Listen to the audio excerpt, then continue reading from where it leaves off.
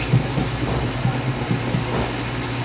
plant kids! Good morning, good evening, good day kung nasaan ka man sa saang parte ng mundo ngayon, no? Pero I would like to welcome you to this new episode. Okay? Ang ating pong pag-uusapan ay aquatic plants. Okay? So, right now, meron po akong mini project kung saan po ay nagsisimula po ako ngayon na mag-propagate ng mga aquatic plants. Makikita nyo kasi, nandito sa harapan ko, may maliit ako aquarium.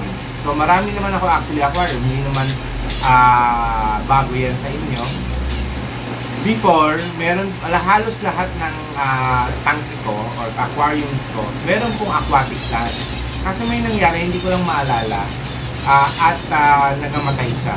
So, meron lang konting natira, na-save ko naman yun. Tapos, ngayon, nagsimula na ulit akong bumili ng mga maliliit na plants, mga cuttings. Tapos, pinopropagate ko siya. And then, plano ko nga kasi is i-rayscape or aquascape ang aking mga aquarium ulit. Kasi, it will help the animals or yung pets natin na nasa loob ng tangke or na aquarium to manage the nitrites and the nitrates na nanggagaling sa kanilang dumi. Okay? Kasi at least yun, ma-absorb ng lupa or ng sand, tapos from there, i-absorb yun ng plant. So, yung plant, mas maganda ang tubo. Parang nagiging fertilizer siya. So, hopefully, yun nga, maging successful tayo ulit sa sisimulan natin yung project. At mamaya, papakita ko sa inyo ang aking mini aquatic plant farm. Okay? Let's go!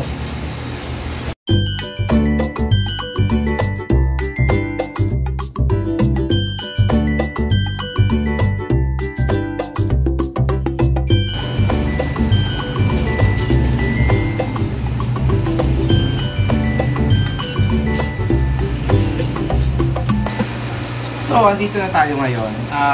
Pinipare ko lang yung mga gamit natin na pwede nating magamit or makakailangan dito sa ating gagawing aquascaping.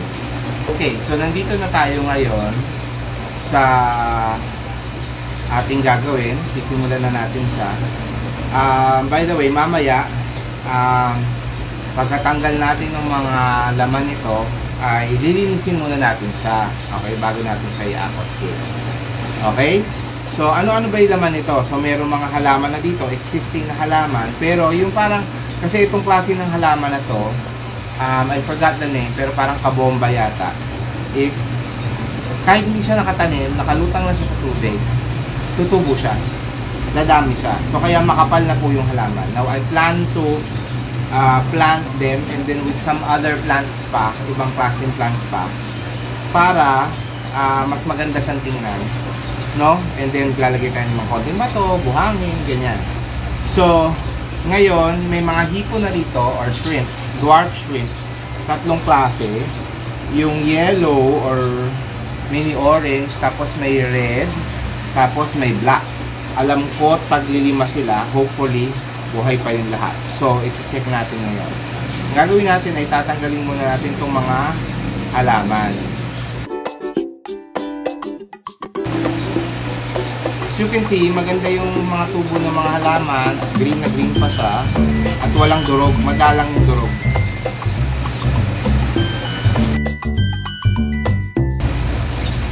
So, may patay. Merong mga hindi nakasurvive. Mga red. Siguro sanay kasi ito sa sa oxygen. Okay? So, lalagyan muna natin ito ng tubig. Yung lumang tubig. Ng ating aquatic plant. Para hindi matuyo.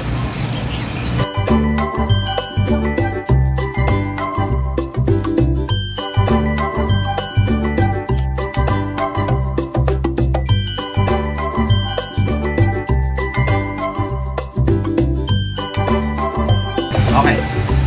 So ngayon, papakita ko sa inyo yung mga naging malabo eh. Hindi. Huhulihin ko muna sila bago ko ipakita sa inyo.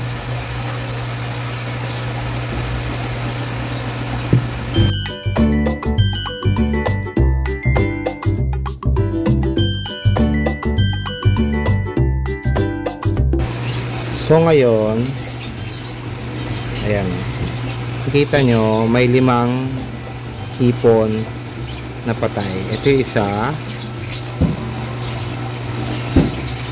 ayan o, yan yung isa, yan ito yung isa,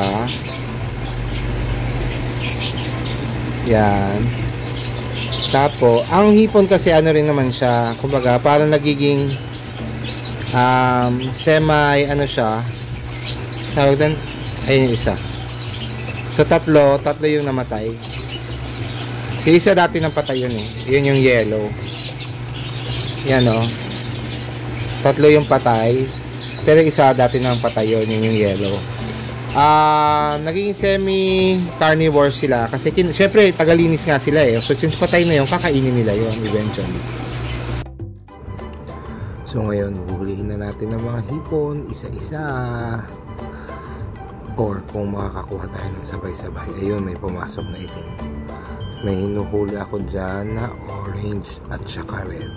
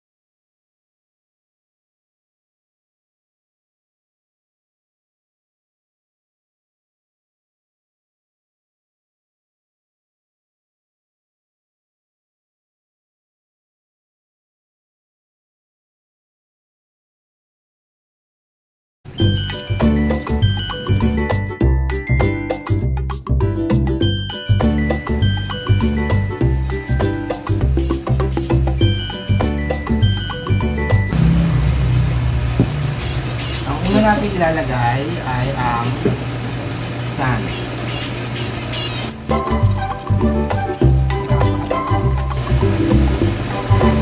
Tapos, sisimulan na natin lagyan ng halaman. Ay, itong halaman na ito kasi yung hindi siya katulad ng ibang halaman na pwede mo itusok. Pwede mo itusok sa aangat. So, may posible po sa umangat. Kaya, may gagawin tayo.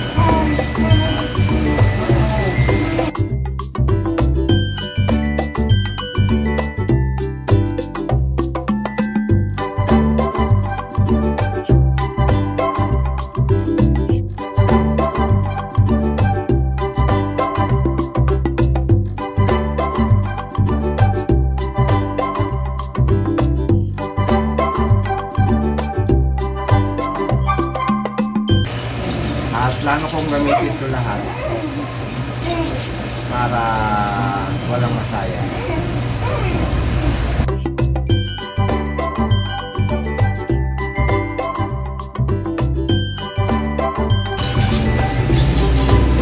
Okay, basta ito ang makapal na. So, gagawin natin, ito nakabundle na siya, diba? Nakabundle.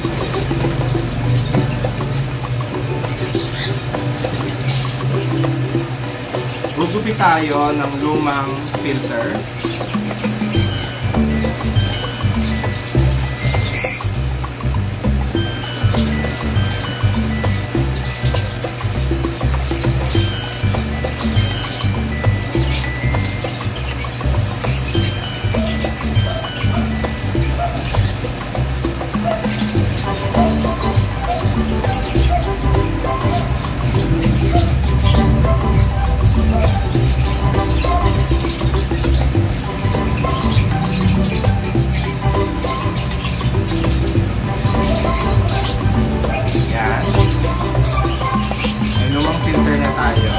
Ibabalot natin ito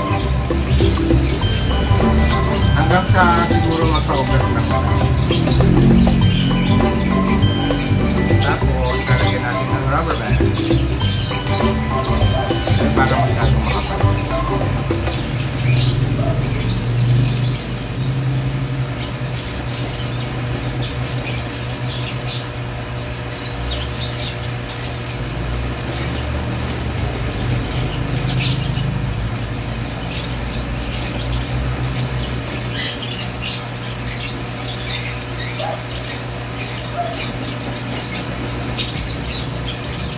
Tapos, saka natin siya itatayo.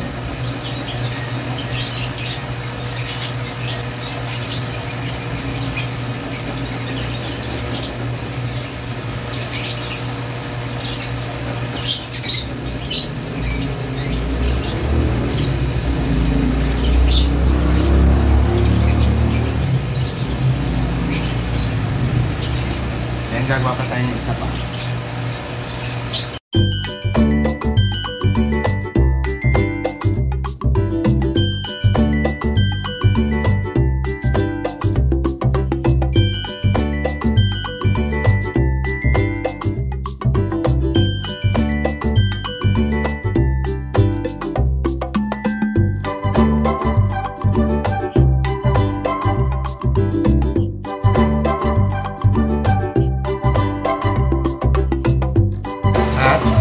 Lalagyan na natin ng tubig kasi yung ibang halaman pwede naman natin itusok.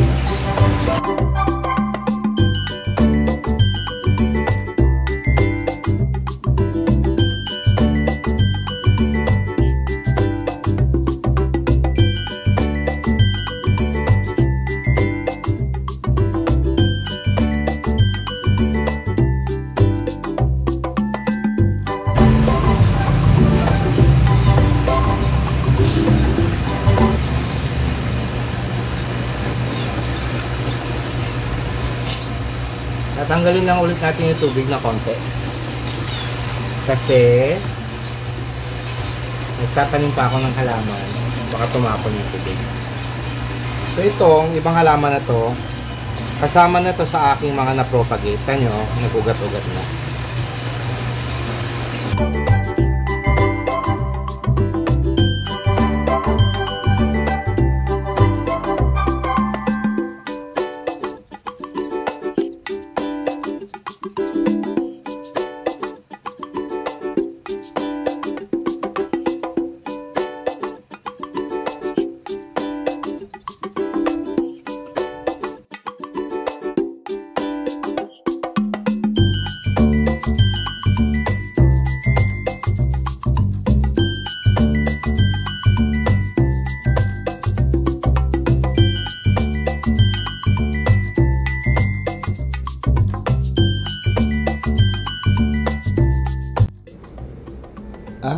Ito na po ang aking final product. Ngayon makikita nyo nandiyan na yung mga shrimp. Kasi kanina hindi ko na-record yung pag-release ko. Akala ko nagpe-play yung camera. Hindi pala. Anyway, ayan na yung makikita nyo yung colors nila. Yung orange, yung red, at yung black. So may namatay nga tayong dalawang red at isang orange. At parang tatlo na lang yung black dyan. So we will just find something else. Bibili na lang tayo ulit at magdadagdag na lang tayo ng shrimp ulit. So this ends our video. Bye, Plant Kids!